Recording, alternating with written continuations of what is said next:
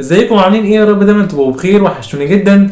النهارده هتكلم معاكم على اغنيه واعلان عمرو دياب، الاعلان التاني في رمضان، اعلان مدينتي واغنيه تعالى لسه نازله كده حبه حلوين.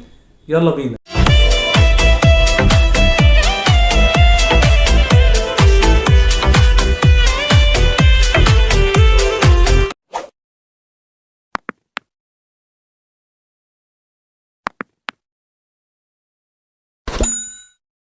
اغنية تعالى لاعلان مدينتي في رمضان 2023 لعمرو دياب، دي اول مرة عمرو دياب يعمل فيها اعلان لمدينتي، دي اول مرة تحصل. الاعلان يا جماعة بصراحة معمول بشكل كويس جدا كاعلان او كفكرة، هو كله ترويج لمنتجع مدينتي.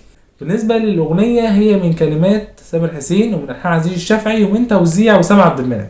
تامر حسين يا جماعه انتوا عارفين ان هو شغال مع عمرو دياب من بدري جدا، من 2009، وتقريبا هو اللي اكتشفه عمرو مصطفى، يعني اللي قدمه لعمرو دياب، بس يعتبر اللي اكتشفه عمرو دياب.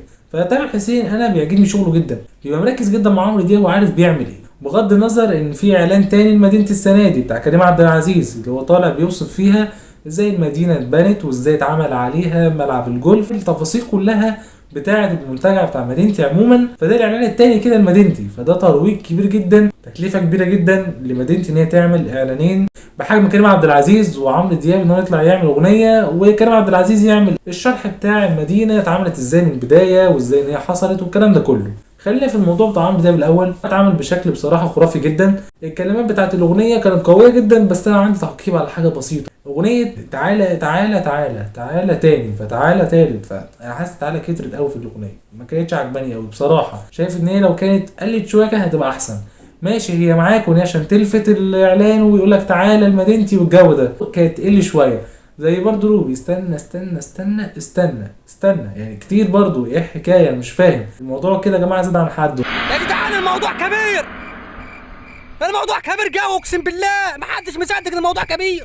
فكانت الحته دي هي اللي ما كانتش عجباني قوي في الاغنيه، انما الكلمات بصراحه بتاعتها كانت شداني جدا طول الاعلان، ملفته جدا للاعلان بتاع مدينتي اللي اتعمل عليها. عزيز الشافعي يا جماعه ملحن، انتوا عارفين يعني دايما بيظبطها بالمسطره، بيدخل في اغنيه سواء بكلمات او بلحن بيظبطها بطريقه جامده جدا، مسيطر على نص اعلانات مصر السنه دي. انا شايف ان الاغنيه دي من اقوى الاغاني اللي عمرو دياب عملها بعد اعلان فودافون. شايف ان اغنيه فودافون كموضوع كانت اقوى وكانت افضل. التوزيع هنا من وسام عبد المنعم، وسام عبد المنعم شايف انه ما عملش الابداع اللي انا كنت مستنيه الكافي في التوزيع. شايف انه كان يعمل شغل اعلى من كده كتوزيع في الاغنيه. الاغنيه يا جماعه ممكن نفتكرها، ممكن نشغلها ماشي عشان اغنيه بصوت عمرو دياب، فدي الحاجه اللي ممكن هتشفع لها ان هي تشتغل، لكن غير كده مش احسن حاجه بالنسبه لي.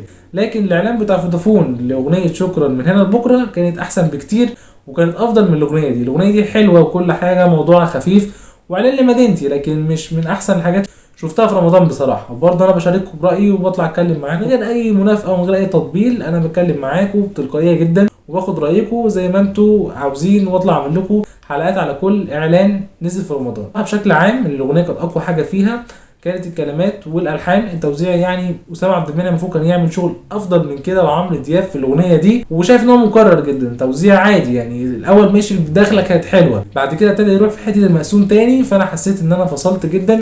فدي الفكره اللي ضايقتني شويه في التوزيع، لكن هي فكره حلوه جدا لعمرو دياب، واغنيه هتبقى اضافه لعمرو دياب، باكج كلها على بعض اتعملت بشكل كويس. وده اللي كان عندي النهارده. قولوا لكم في الكومنتات تحت، وقولوا لي الاغنيه كانت عاجباكم اكتر ولا الاعلان، وعايز اعرف رايكم في الكومنتات. وده كان عندي النهارده. لو انت لسه جديد بتشوفني اشترك وفعل زر الجرس واعملوا لايك عشان كده في محتوى قدام اكتر واكتر، وشرف كل مكان لكل اصحاب قناه. ما تنسوش اشوفكم ان شاء الله على خير فيديو جديد.